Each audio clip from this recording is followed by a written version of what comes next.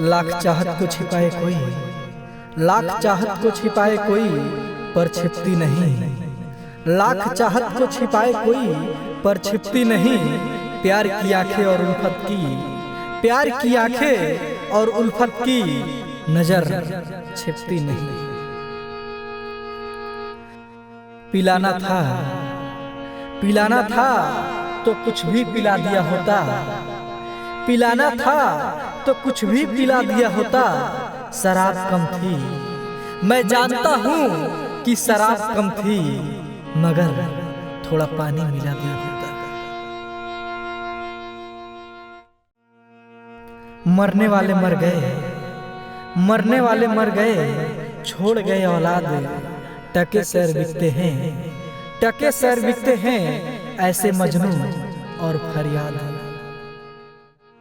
इधर भी एक नजर, इधर भी एक नजर, जो सरकार आपकी हो जाए।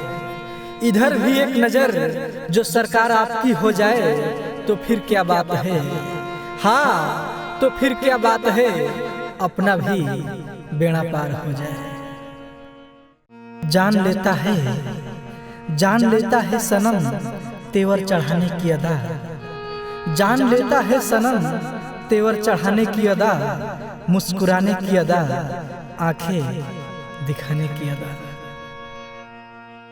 सुना है प्यार में, सुना है प्यार में थोड़ा नशा भी आता है।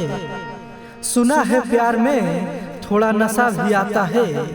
तुम्हारा प्यार तो लेकिन, तुम्हारा प्यार तो लेकिन बड़ा तड़पाता है।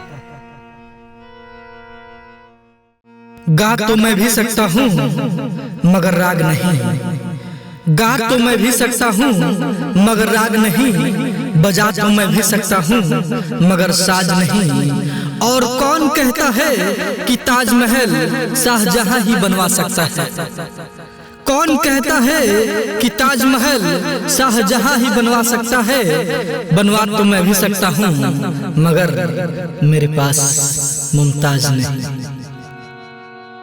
एक लड़की का चेहरा देखूं, एक लड़की का चेहरा देखूं तो हर लड़की झलक जाती है। एक लड़की का चेहरा देखूं तो हर लड़की झलक जाती है। ताजमहल मैं किस किस के लिए बनवाऊं। ताजमहल मैं किस किस के लिए बनवाऊं। मुझे तो हर लड़की में मुमताज नजर आती है।